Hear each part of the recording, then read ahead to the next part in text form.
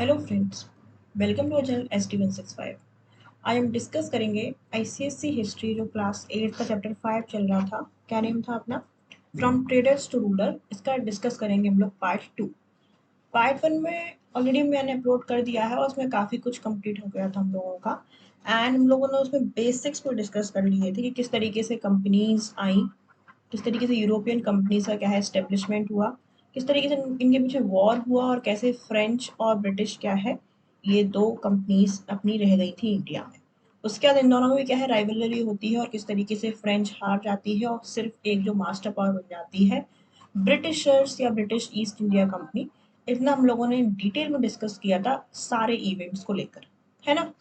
सो ये अपना बेस था और इसका आपको इस वीडियो की लिंक आपको इसी वीडियो की डिस्क्रिप्शन में मिल जाएगी, तो वहां से जाके आप चेकआउट कर लेना। ओके, पार्ट 2 में डिस्कस करेंगे हम लोग जो अपने लेफ्ट आउट पोर्शन रह गए थे, जो मोस्ट इम्पॉर्टेंट पोर्शन है, क्योंकि अभी तक जो पार्ट में देखा था हम लोगों ने लड़ाई कहाँ कर रहे थे, यूरोपियन कंपनीज थी और वो आपस में ही क्या है लड़ रही थी, झगड़ रही थी। लेकिन जो पार्ट 2 है यहाँ से हमारे ये इंडिया के इंटरनल मैटर में क्या है ये इंटरफेयर करना स्टार्ट करेंगे, राइट। तो इंडिया के इंटरनल मैटर में इंटरफेयर करने के लिए ये जो इंडिया के अंदर जो रूलर्स थे या फिर जो पावर्स उस टाइम काम कर रही थी उनके साथ क्या है ये लोग लड़ाई करेंगे या फिर उनके साथ क्या है ये लोग हरकत करेंगे, राइट। सो वही सब चीजें क्या है हम इस वाले टॉपिक में अब देखेंगे। ठीक, मेनली क्या पढ़ना है हम लोगों को इसमें, हम लोगों को पढ़ना है ब्रिटिश कॉन्क्वेस्ट कहाँ कहाँ पर। सो इम्पोर्टेंटली आपके सिलेबस के हिसाब से हम लोग पढ़ेंगे सबसे पहले बंगाल, देन मैसूर में कैसे हुआ था कॉन्क्वेस्ट, मराठास का इंपॉर्टेंट रोल है, मराठास ने कैसे अपना रोल प्ले किया था और किस तरीके से ये मतलब बहुत ही बड़े राइवल बन गए थे किसके, ब्रिटिशर्स के भी देखेंगे। फिर पंजाब में कैसे इन्होंने कॉन्क्वेस्ट किया था और इसके बाद ये कॉन्क्वेस्ट करते करते बहुत ज़्यादा इन्होंने अपना एरिया को क्या है एक्सपैंड कर लिया था, राइट।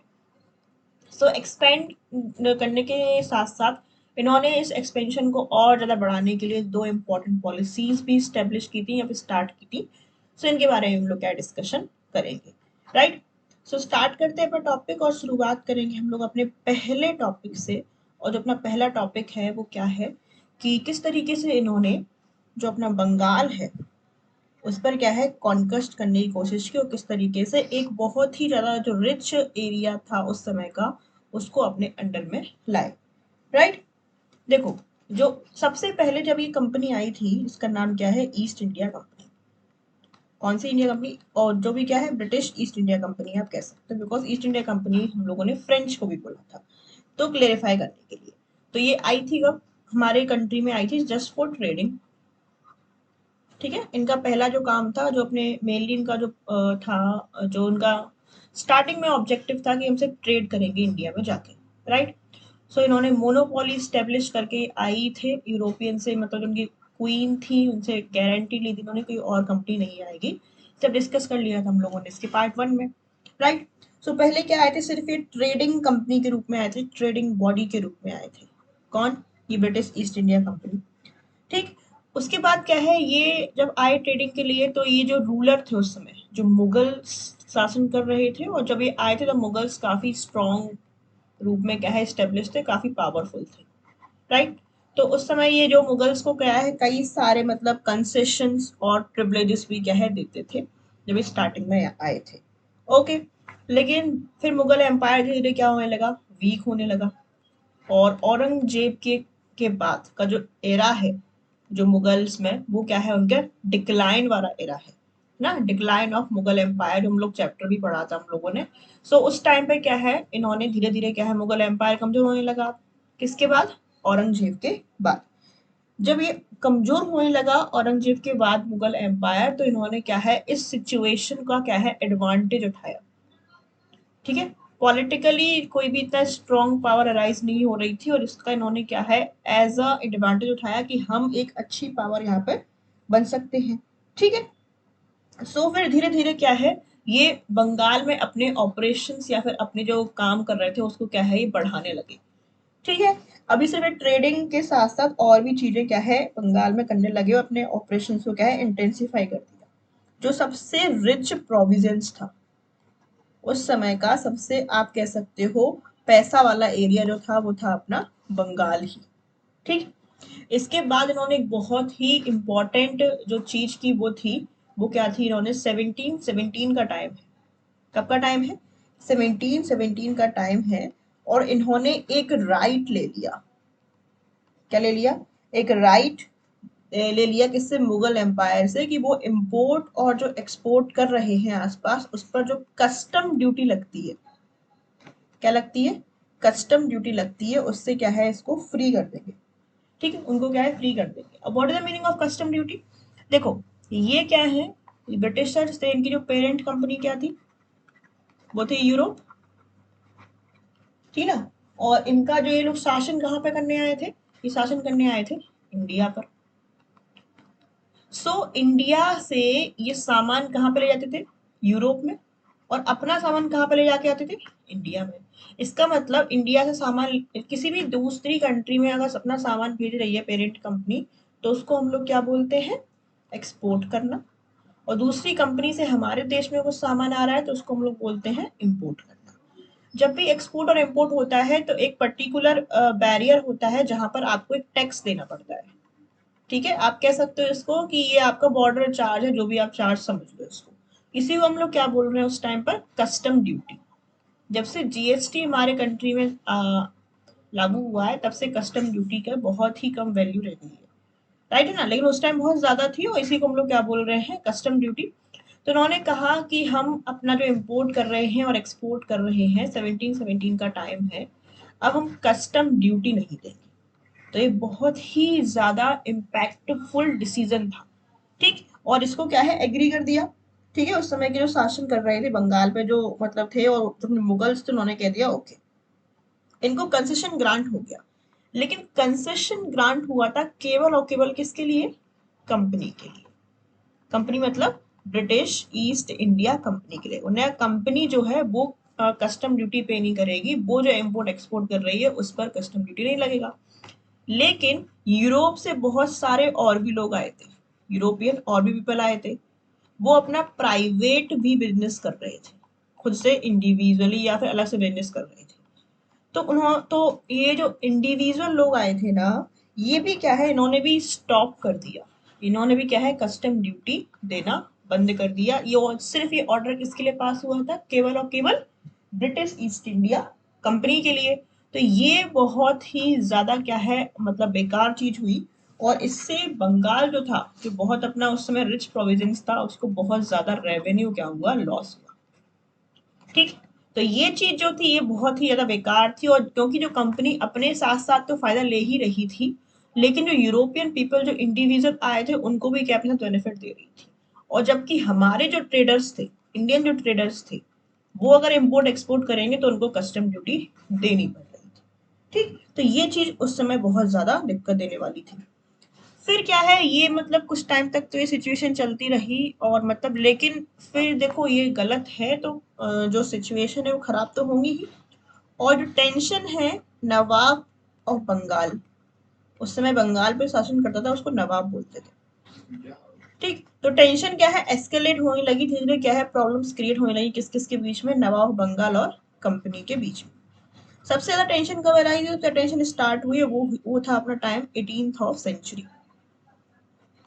ठीक, तो उस समय क्या है, इससे पहले जो शासन थे वो थे अपने मुर्शीद कुली खां, और जो थे अपने सुजाउद्दीन और अलीवर्दी खां। तो उस समय प्रॉब्लम हो रही थी अराइज, लेकिन थोड़ा बहुत क्या है, मतलब मैनिपुलेट करके या फिर समझा बुझा कर क्या है, चीजें चल रही थी। लेकिन क्या है, उसके बाद लेकिन कुछ ऐसी सिचुएशन आई, और फिर बहुत ही ज्यादा सिचुएशन जब खराब हुई, वो टाइम कब था? वो टाइम था 1756 का टाइम। उस समय जो नवाब थे वो थे सिराज उद दौला। कौन थे? सिराज उद दौला। ठीक है, इनके टाइम पर सिचुएशन बहुत ही ज्यादा खराब हो गई। इन्होंने मतलब, ठीक है, आप मतलब वो नहीं दे रहे हो, कस्टम ड्यूटी नहीं दे रहे हो, और आपके साथ साथ जो और भी यूरोपियन पीपल थे वो भी कस्टम ड्यूटी नहीं दे रहे, लेकिन धीरे धीरे क्या है, ये लोग क्या है, फोर्टिफिकेशन भी करने लगे थे। ठीक, अब what is the meaning of fortification? जैसे कि मान लो आप यहाँ पर आपका एरिया है, और यहाँ पे क्या है, आप मार्केटिंग कर रहे हो। ठीक है, यहाँ पे आपने फैक्ट्रीज लगा के रखी है, तो और ये पूरा एरिया है। उस वाले राज्य का, या फिर बंगाल का सपोज करो। तो ये मान लो इस वाले एरिया में क्या है, इन लोगों का वो चल रहा है, जो भी ये काम कर रहे हैं। तो क्या किया इन्होंने, इसके आसपास क्या है ऐसे किलेबंदी कर दी। तो ये शो कर रहा था कि ये हमारा एरिया है। ब्रिटिशर्स ये शो करना दिखाना चाह रहे थे, ऐसा लगा, और ऐसा था भी नवाब को। ठीक है, तो ये चीज बहुत ही बेकार लगी। और ये टाइम, ये कब का समय था, और ये समय था सिराज उद दौला का टाइम। और ईयर ईयर कब है, 1756। ठीक है, तो उन्होंने बोला कंपनी से, देखो तुम अपना ये फोर्टिफिकेशन हटा दो। ठीक, अभी तुम फोर्टिफिकेशन कर रहे हो, अभी किलाबंदी कर रहे हो, उसको आराम से रोक दो, अभी आपको समझा रहे हैं। ठीक, ऐसा क्या है, इनको वार्निंग दी गई, किसके द्वारा, नवाब के द्वारा, जिसको, जो ये ब्रिटिशर्स थे इनको। ठीक, तो फिर लेकिन इन्होंने नहीं माने, और कंपनी ने क्या है मना कर दिया कि हम फोर्टिफिकेशन नहीं हटाएंगे। तो फिर क्या है, नवाब ने क्या भेजे, ट्रूप्स भेजे। ट्रूप्स मतलब अपनी सेना।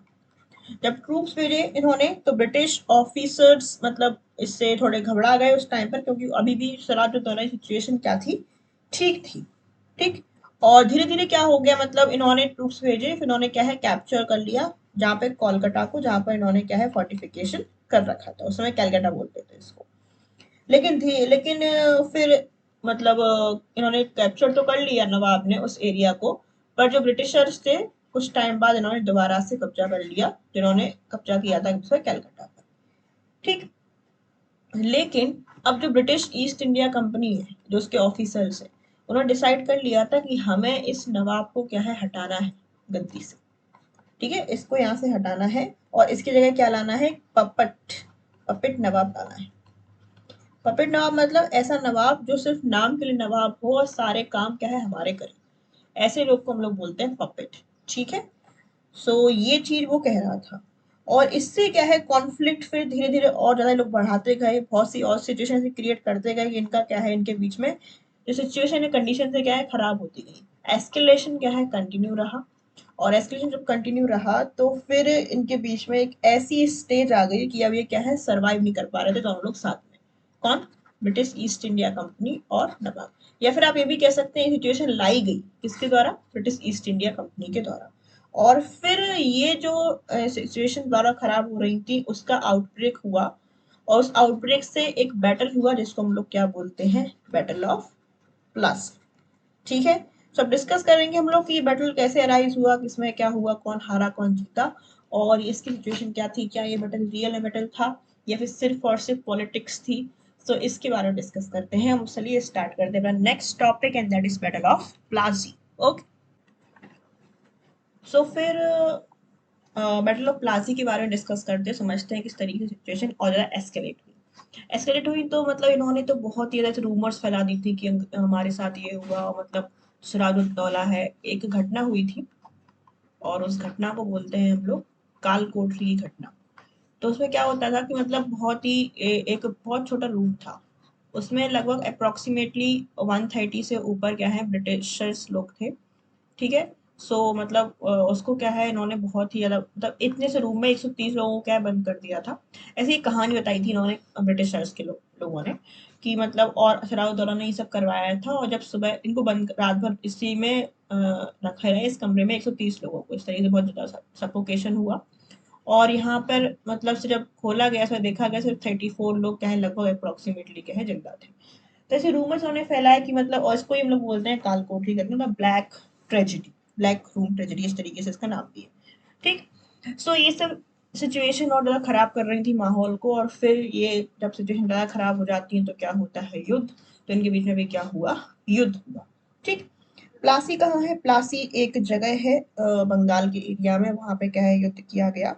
और ये कब हुआ, डेट इज वेरी इंपॉर्टेंट, आपको डेट याद रखना है, 23 जून 1757।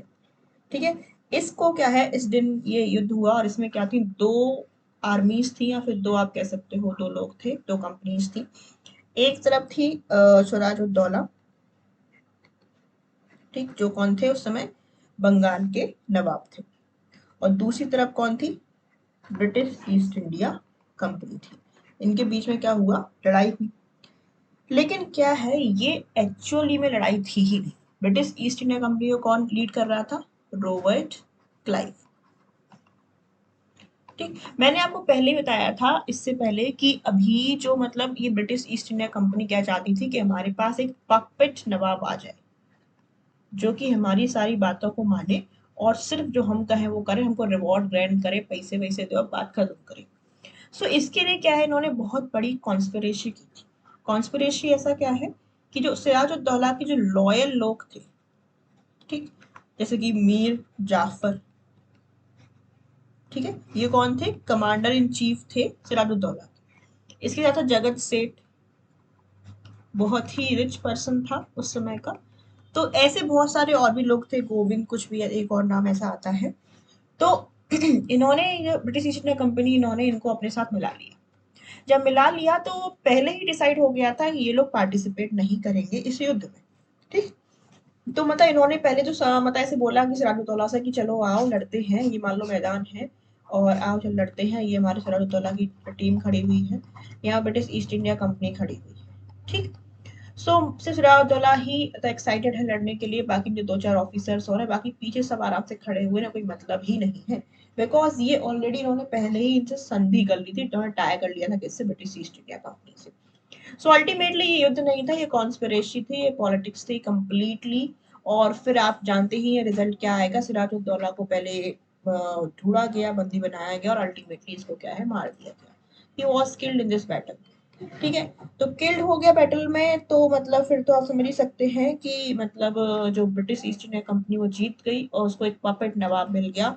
और पपेट नवाब के रूप में इसने किसको नवाब बनाया, मीर जाफर। ठीक, तो याद रखना इस तरीके से क्या है, मीर जाफर बन चुके हैं नवाब, जो कि बिल्कुल बने हुए हैं वफादारी से बने ब्रिटिश साइड से। ठीक, और ये बन गए हैं पपट नवाब ऑफ बंगाल। ठीक, तो बैटल ऑफ प्लाजी एक बहुत ही इंपॉर्टेंट घटना है, इसको बिल्कुल याद रखना कि बैटल ऑफ प्लाजी का बहुत ही इंपॉर्टेंट रोल है इंडियन हिस्ट्री में। क्योंकि अभी तक सिर्फ और सिर्फ जो ब्रिटिश ईस्ट इंडिया कंपनी है अभी भी इस बैटल से पहले सिर्फ और सिर्फ एक ट्रेडिंग कंपनी थी। भले वो बहुत प्रॉफिट कमा रही थी, उसके पास बहुत ज्यादा रेवेन्यू आ रहा था, लेकिन उसका कैटेगरी क्या थी, वो सिर्फ और सिर्फ ट्रेडिंग कंपनी थी। राइट है ना। लेकिन जो अब है वो एक ट्रेडिंग कंपनी से क्या है, एक पॉलिटिकल पावर बन चुकी थी। राइट, सो ये बहुत ही ज्यादा क्या है, ये इम्पोर्टेंस आप कह सकते हो, इसकी बहुत बड़ी इंपॉर्टेंस है अपने इंडियन हिस्ट्री में। कि मतलब जो अभी तक हम लोग किसके ऊपर कौन शासन कर रहा था हमारे ऊपर, जो इंडिया के लोग थे। जैसे कि अब आप कह सकते हो मुगल्स क्या इंडिया के लोग थे, भाई वो इंडिया में आके बस गए थे, उन्होंने अपने भारत को ही अपना देश मान लिया था। लेकिन जो ब्रिटिशर्स थे वो सिर्फ और सिर्फ एक कंपनी थी, और उनके पूरे जो किस पे वफादार थे, किसके लॉयल थे, अपने यूरोपियन कंट्री के लिए, अपने पेरेंट कंपनी के लिए। तो एक फॉरेन कंपनी जो बिल्कुल ही मतलब ट्रेडिंग कंपनी थी, धीरे धीरे क्या है इससे ज्यादा जो वॉर हुआ उससे क्या है पॉलिटिकल पावर के रूप में क्या है स्टेब्लिश होने लगी। तो ये बहुत ही बड़ा इंपॉर्टेंस है इसका, और इसको बिल्कुल भी आपको भूलना नहीं है। ठीक है, इसके बाद यहीं से इनकी स्टार्टिंग होती है कि कॉन्कर करने की। धीरे धीरे अब क्या है, ये अपनी पॉलिसीज को ऐसे बनाएंगे और फिर इंडिया को क्या है धीरे धीरे क्या है पूरा तरीके से क्या है कैप्चर कर लेंगे। राइट, सो हमारा क्या था, मीर जाफर बन गए पपट नवाब। और पपट नवाब का मतलब होता ही ये है कि आपको जो ब्रिटिशर्स कहेंगे उसकी बात को क्या है मानना पड़ेगा। तो कंपनी का काम क्या था, कंपनी केवल और केवल क्या मांगती थी, पैसा। पैसा तो वही पैसा, money. Money is only the thing that the company want, और वो हमेशा इसको पैसे के लिए, मनी के लिए क्या है मीर जाफर को परेशान करती थी। कभी रेवेन्यू के रूप में, कभी किसी और के रूप में, कभी किसी गिफ्ट के रूप में। इसने मतलब कंपनी ने मीर जाफर को एक गोल्डन आप कह सकते हो सैक बना लिया था। ठीक है, सोने का थैला कि जब चाहो उसमें आप मतलब अपना हाथ डालो और बढ़िया पैसे निकालो और चीजें लेके आराम से एंजॉय करो। ठीक, लेकिन भैया मीर जाफर के पास और भी रिस्पॉन्सिबिलिटी थी, क्योंकि भले वो इनके लिए पपेट नवाब था, किसके लिए, ब्रिटिशर्स ईस्ट इंडिया कंपनी के लिए, लेकिन वो बंगाल की जनता के लिए तो नवाब था ना। तो बंगाल की जो सिटीजन्स थे उनके पीछे उसकी बहुत ज्यादा रिस्पॉन्सिबिलिटी थी। तो वो तो वो उसके लिए आंसरेबल था। तो ये चीज क्या है, मीर जाफर क्या है, ये इसको फुलफिल नहीं कर पा रहा था क्योंकि इनकी बहुत ही ज्यादा डिमांडेबल सिचुएशन थी, किसकी, ब्रिटिशर्स की, राइट। सो फिर क्या हुआ, मतलब जब इतना ज्यादा हो गया तो जब मीर जाफर इनको मतलब पैसा नहीं दे पाया, पे नहीं कर पाया, तो इसको क्या है, हटा दिया, इसको डिस्पोज कर दिया गया इसकी पोजीशन से, और एक नया नवाब लेके आए, इसका नाम था मीर कासिम या फिर मीर क्वासिम। ठीक है। देखो पहले कौन थे, सिराजुद्दौला, इन्होंने क्या है, इनको मार पीट दिया, इनको मर गए ये, लड़ते झगड़ते हुए गिर गए। ठीक, लेकिन ये काफी लॉयल थे और इनको अपन को रिस्पेक्ट देनी चाहिए। फिर ये जिसने धोखा दिया था वो कौन था, मीर जाफर, इसको बनाया गया, लेकिन यही परेशान हो गया उनकी अनइवन डिमांड से, किसकी, ब्रिटिशर्स की। तो इसको भगा के मीर मीर कासिम आया ब्रिटिशर्स के पास, अरे तुम मुझे नवाब बनाओ, मैंने बहुत पैसा दूंगा। ठीक है, किसने बोला, मीर कासिम ने बोला, तो इनको हटा के किसको बना दिया, मीर कासिम को नवाब बना दिया। अब कौन थे, मीर कासिम नवाब थे किसके, बंगाल के। ठीक है। तो मीर कासिम ने मतलब इन्होंने नवाब बनाया है, तो होता है इसके लिए इन्होंने उसका धन्यवाद दिया और काफी अमाउंट में क्या है, इनको रेवेन्यू भी दे दिया, वन टाइम रेवेन्यू काफी ज्यादा दे दिया। ठीक है, लेकिन वो लोग थोड़ा ना समझेंगे, वो लोग थोड़ा सुधरेंगे। ठीक है, इसने काफी डिस्ट्रिक्ट भी दी कि आप मतलब यहाँ से रेवेन्यू कलेक्ट कर सकते हो, जैसे कि डिस्ट्रिक्ट का नेम है बुर्दवान, चिटगोंग। ठीक है, ये सब डिस्ट्रिक्ट के क्या है नेम। लेकिन क्या है, मीर कासिम को एक बात समझ में आ गई थी कि ये लोग अपनी जो है, इनकी जो फितरत है उससे क्या है, गुजरेंगे नहीं, ये लोग क्या है, जैसे हैं वैसे ही रहेंगे, सुधरेंगे नहीं, राइट। तो क्या है, मीर कासिम इनको ब्रिटिशर के कंट्रोल से क्या है, फ्री होना चाहता था। ठीक, तो उसके लिए क्या किया इसने, मतलब कुछ काम किए ऐसे।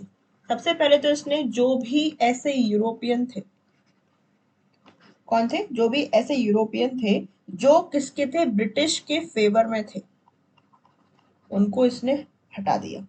उन कोर्ट ऑफिसर्स को क्या है, भगा दिया अपने दरबार से, डिसमिस कर दिया उनको, जो भी ब्रिटिश की कंपनी से क्या है, फेवर रखते थे।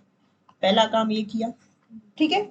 इसके साथ साथ इसने दूसरा काम ये किया, इसने यूरोपियन एक्सपर्ट्स को हायर किया, यूरोपियन एक्सपर्ट्स को हायर किया अपनी आर्मी को ट्रेनिंग देने के लिए। ठीक है ना। और इसके साथ साथ इसने क्या है, और भी ऐसे काम किए जिससे कि हम अपनी इंडिया की आर्मी और ब्रिटिशर्स की आर्मी में क्या है, इक्वेलिटी मेंटेन कर पाए। ठीक, लेकिन क्या है, ये मतलब कंपनी को पसंद नहीं आया कि भाई तुमने हमारे ऑफिसर्स को भी हटा दिया, तुम हमारी तर्ज पर अपने इंडियन आर्मी को ट्रेन कर रहे हो। सो उसके बाद जो ब्रिटिशर्स ने क्या है, डिसाइड कर दिया कि हम इन्हें मीर कासिम को भी इस गद्दी से हटा देंगे, कोई और नवाब क्या है, सोचेंगे, कोई और नवाब क्या है, बंगाल का बनाएंगे। ठीक है। सो फिर जब ये सब सिचुएशन चल रही थी और मतलब ऐसी कंडीशंस फिर से इन्होंने एस्केलेट करने लगे सिराजुद्दौला की तरह ही, तो फिर एक ये जहां जैसे ही सिचुएशन खराब होगी, ज्यादा खराब होगी, तो क्या आएगा, वॉर आएगा, बैटल होगा। और इनके बीच में फिर एक बैटल हुआ, जिस बैटल को हम लोग बोलते हैं बैटल ऑफ बक्सर। किस किस के बीच में, मीर क्वासिम और कंपनी के बीच में। इसके अलावा कुछ लोग और इसमें इन्वॉल्व थे, उसका हम डिस्कशन करेंगे। एक बात याद रखना, बैटल ऑफ प्लाजी से भी ज्यादा इंपॉर्टेंट है battle of Buxar. Battle of Buxar को बिल्कुल मत भूलना। और हम अब शुरू करते हैं बैटल ऑफ बक्सर की कहानी, कि कौन इसमें इन्वॉल्व था, क्या ये सच में युद्ध था, इसमें जो हारे क्या वो सच में हारे थे, क्या ये सिर्फ पॉलिटिक्स थी या फिर रियल पावर था। चलिए डिस्कशन स्टार्ट करते हैं बैटल ऑफ बक्सर के बारे में। डेट याद रखना and remember this thing, this is more important than battle of Plassey. Okay. So फिर बैटल ऑफ बक्सर ये एक गेम चेंजर है। ठीक है, मॉडर्न हिस्ट्री में अगर गेम चेंजर हम कहेंगे इसको, तो ये बैटल है बैटल ऑफ बक्सर। ठीक है ना। ये बिल्कुल डिसाइड कर देगा कि कौन किंग बनेगा और कौन अब शासन संभालेगा अपने इंडिया का। ठीक है। सो बैटल ऑफ बक्सर से पहले एक छोटी सी घटना है, और वो क्या है, जब मतलब नवाब वो ब्रिटिशर्स के अकॉर्डिंग नहीं चल रहे थे, ब्रिटिशर्स की बात नहीं मान रहे थे, तो फिर इन्होंने कहा चलिए नवाब की जो सिचुएशन है, नवाब के अगेंस्ट एक क्या है, लड़ाई लड़ते हैं। और फिर लड़ाई होती है किसके बीच में, नवाब के बीच में, वही मीर कासिम के बीच में और ब्रिटिशर्स ईस्ट इंडिया कंपनी के बीच में। ठीक है, उसमें नवाब हार जाते हैं और कहाँ, ये अवध चले जाते हैं। ठीक है, तो छोटी सी घटना है, उसके बाद हम इसको जोड़ेंगे किससे, बैटल ऑफ बक्सर से। ठीक है, तो ये जब वहां चले जाते हैं ये अवध, और वहां पर क्या है, ये मिलते हैं अवध के नवाब से, जिनका नाम क्या था, जिनका नाम था सुजा उद दौला। ठीक है, अब ध्यान सुनना बात। तो जब ये चले जाते हैं कहाँ पर, अवध में, उन्हें क्या मिलते हैं, वहां पर अवध के नवाब, इनके नाम याद रखना आप लोग।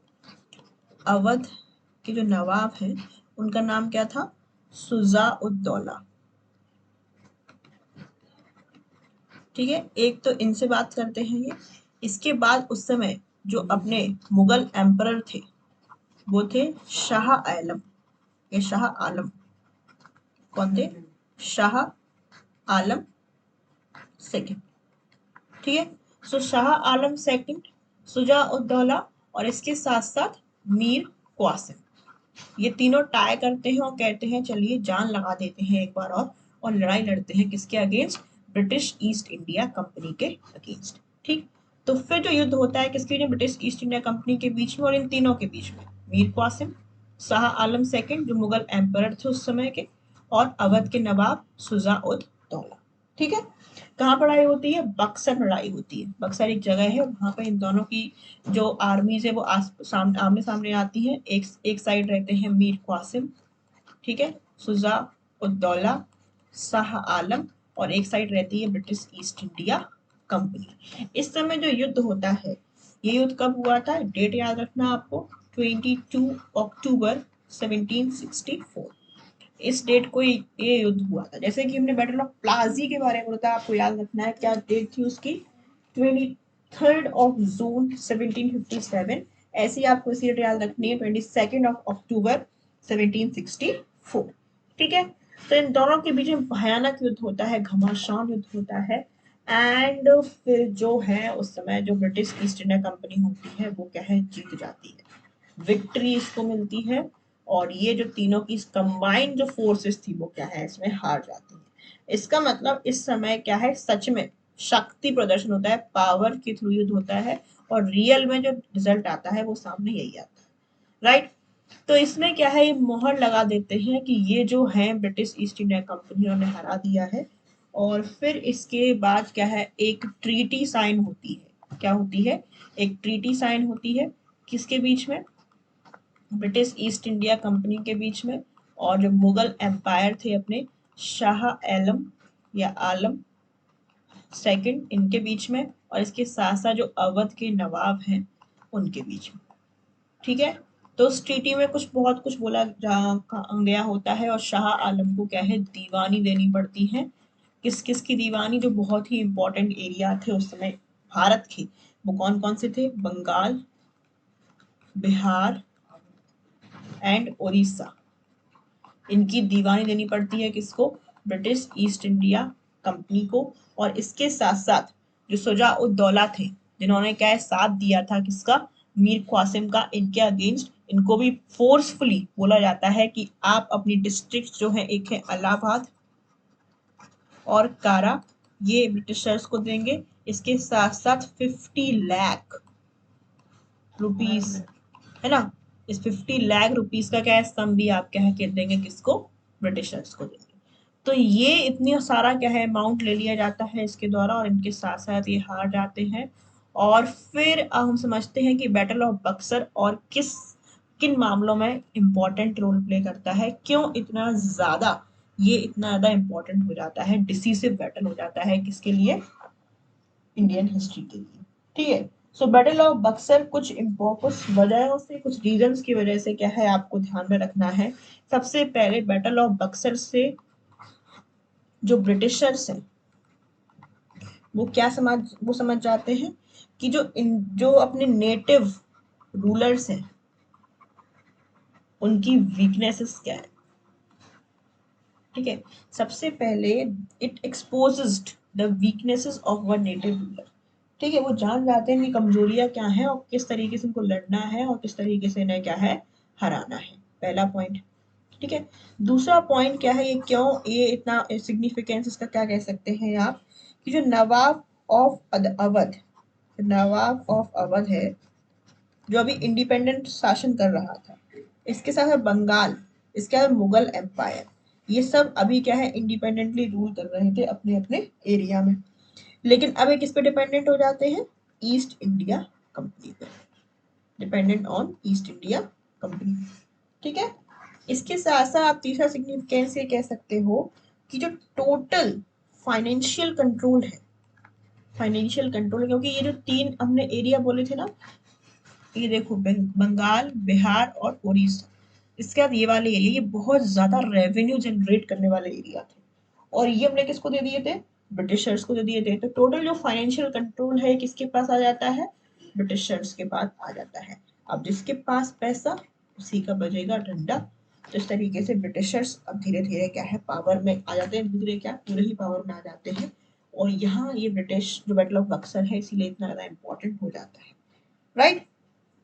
इसके बाद इन्होंने बहुत सारी पॉलिसीज अपनाएंगे ये अपने आप को क्या करने के लिए, और ज्यादा एक्सपेंड करने के लिए।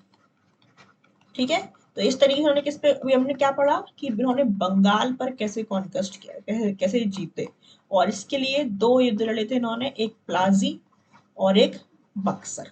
ठीक, इसके बाद बहुत सारे और एरिया हैं जहां पर उन्होंने क्या है कंट्रोल करने की कोशिश की। तो जो पहला वाला पोर्शन था अपना, जो हम लोगों ने डिस्कस किया था ना, कि जो अपना पहला जो पोर्शन है, चार मैंने डिवाइड किए थे, आपको स्टार्टिंग में याद हो, मैंने शुरुआत की थी कि हम लोग पढ़ेंगे इसको चार पार्ट में तोड़ के। सो ये जो चार पार्ट थे, बंगाल, मैसूर, मराठा और पंजाब, उन्होंने क्या कंप्लीट कर लिया, बंगाल कंप्लीट कर लिया, राइट। अब हम देखेंगे मैसूर, फिर देखेंगे मराठास, फिर देखेंगे पंजाब, और फिर देखेंगे इनकी इंपॉर्टेंट दो पॉलिसी जो बहुत ही ज्यादा इंपॉर्टेंट है, जरूर पूछ जाती है पेपर्स में। ठीक है, इनका नाम भी तभी डिस्कस करेंगे हम, और फिर अपना चैप्टर आगे जो है कंप्लीट होगा, चैप्टर 5, राइट। सो ये डिस्कस करेंगे, बाकी चीजें हम पार्ट 3 में, पार्ट 2 में इतना ही था। और बंगाल तक कंप्लीट किया, मैसूर, मराठा, पंजाब, और इसकी पॉलिसी आएंगी अपने next part. Okay, thank you.